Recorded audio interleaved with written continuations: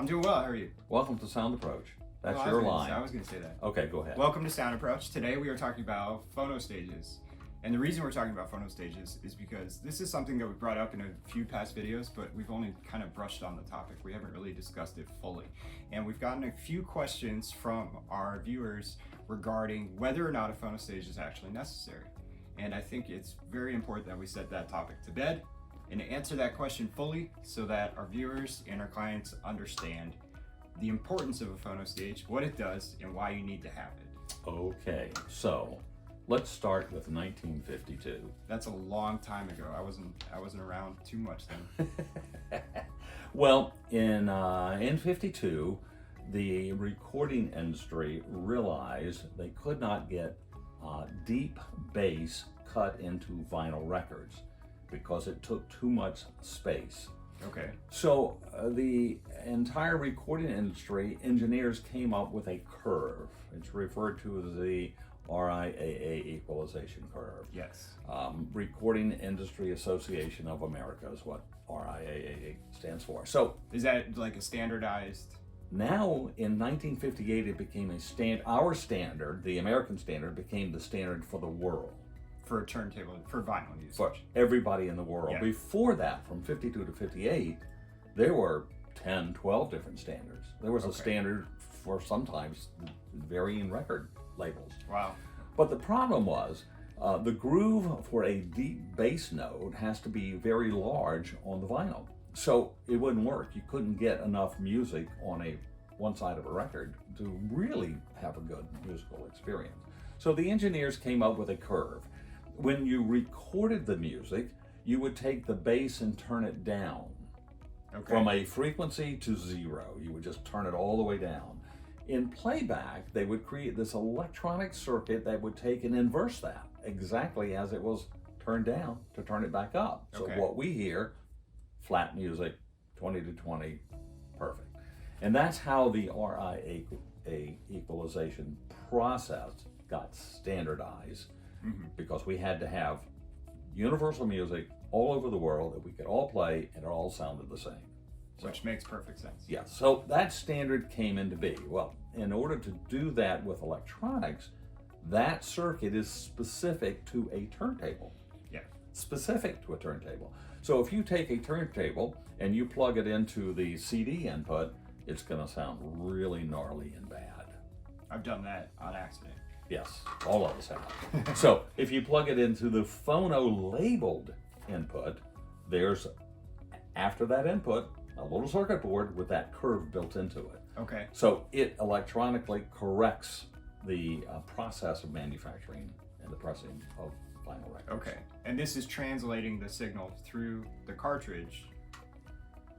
Cartridges are neutral to the process, but the signal does come from that cantilever needle cartridge. Touching the vinyl. Absolutely. Yeah. So it comes through that process into the phono cords going into your electronics. Okay. So now, as turntables became more expensive, and as people wanted to buy more turntables, and as people had products that didn't have phono stages in them because they bought very inexpensive electronics, the industry said, let's take this circuit and put it on a little chipset and put it in the turntable and put a switch on the back. Line or phono. Phono. So the phono stage is built into some turntables, but not all. Yes.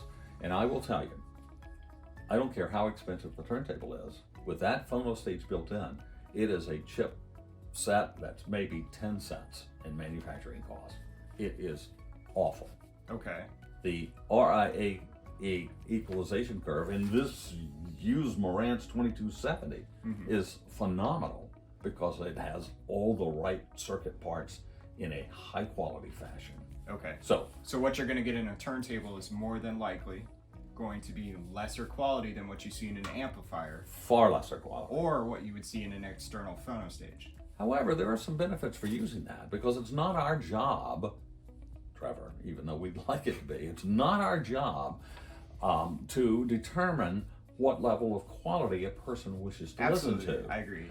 We should strive so that everyone can listen to music. Convenience is a major factor in sales. So if that circuit curve is built into the turntable, and you happen to have a pair of powered computer speakers, Yeah. and it has a line level input on it, your turntable can plug into that, and you can listen to records. Just fine. But you do have to be careful. If you have the phono line on the turntable and the phono line on the speakers, you have to make sure that the turntable is set to line, correct? That is correct. And then you can set the speakers to phono. Absolutely. You don't want to do the RIAA equalization at both ends, because you will get really which I have screwed up also sound done on accident. Which I have also, the first turntable I set up, I had problems with it. Yeah. But once I started to understand the process and what it was actually doing, what the phono stage actually was, then I understood what was happening. So we have created a magic way so universally everyone can enjoy your records. Yes. And that is very, very good. It is. I But agree. if you're going to play records and you want the quality sound and you want lacking in deterioration from needles scraping your grooves of your records, then you have to come up in price. You lose that in the turntable, and it's built into your electronics. And of course, you have better speakers with that as well. Yeah. So it's a choice. So would you recommend an external phono stage, or would you recommend it built into an amplifier phono stage? A budget. Depending on your budget. It all comes down to budget. And the quality you want. Absolutely. And it also sometimes comes down to the equipment you have. So maybe you bought something 5 years ago and they didn't put a phono input on it. Yeah. But you want to use that better piece of equipment. So then you would get a piece of equipment in between your turntable and the electronics that's high quality as a phono stage. And when I say high quality, let's assume that the phono stage built into the turntable is a piece of crap. For $200, you can get something that is pretty darn good. Pretty good, yeah. Although it usually starts getting really good in the 500 up. To 1,000. Yeah. Then you've got lots of choices and lots of freedom and But flexibility. still, that external is typically going to be better. Yes. Even the lower end external models of the preamp are going to be better than what you see 1,000% better. than in the turntable. Absolutely. Yeah. Just because the turntable is sacrificing quality and space to include that chip. But you know, if that's all you've got to use to work with, Then to it play works. It then works. And it sounds fine. It really does. Yeah, it it's really not does. awful. At the lower end of products, it sounds just fine. Now, there's one other problem you need to think about in terms of cartridges. Yes. Most cartridges that we use are moving magnet cartridges. Correct. That's a standard. Actually, moving iron cartridges, because most of the cartridges we sell here are graded. Well, that's fine. But they're the same thing. Same- They work the same way as moving magnets. Same class of performance. They're a high output. Yes. Yes. So if you have that type of a cartridge, the input directly to your RIAA equalization position, wherever that is in perfect harmony with each other. Yes. If, however, you have a moving coil cartridge, Which are typically higher end coils, more expensive, yes, and but lower the output. output is very low. Yeah. Before you get to the RIAA equalization stage, you have to have a step-up stage for that cartridge.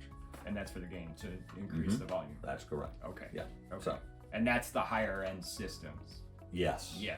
You're usually talking $1,000 for a cartridge and up. For a cartridge. So you're not going to stick that on a $500 turntable. No. What would happen if you stuck it on a $500 turntable? If you had the right input, it would sound great. It would sound great. Yeah, Okay. it would Fair sound enough. great. You I would mean, the enjoy it. turntable just spins the record. Yeah, that's all it does. It's a mechanical device. You get vibration. Well, that's another Yeah. subject and topic. I don't. We could look at Soul Line. Soul Line takes vibration. What is it called? I hate when I forget words. That's okay. I think You know, their when you're trying turntables to get are rid of the vibration. damped out. Dampening. Yes, Thank but you. their turntables are kind of built on an early 3-point pendulum leaf suspension Yeah. system, and that takes a vibration that hits it in this direction and moves it in all kinds of directions, mostly like this. Yeah. But they've got all the cool weights on the outside Yes. of them Yeah. that balance it. Oh, it's It's phenomenal so neat. It's a turntable. beautiful looking But turntable. they're I should little- put a picture of the Soul Lines. Yeah, they're a little pricey. They're very pricey from what I remember.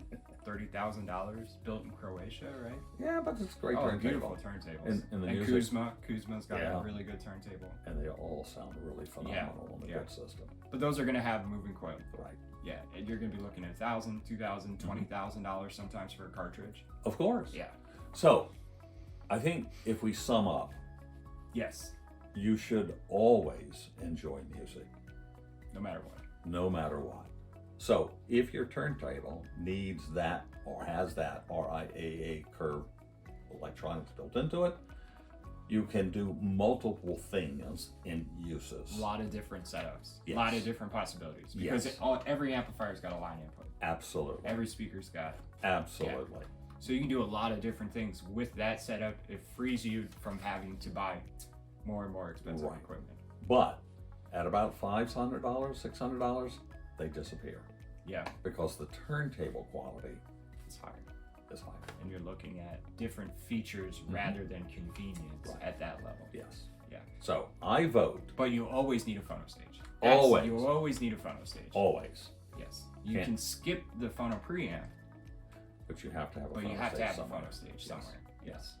Well, I think it's a very good subject, something that people can get confused about because there's phono stages in a lot of different pieces of equipment. Yes. So if you have 3 phono stages in the line, you got to make sure that you're connecting everything properly. Otherwise, you're going to get nothing at the end. So here to me is the bottom line. If you don't know, Call somebody and ask. call soundapproach.com.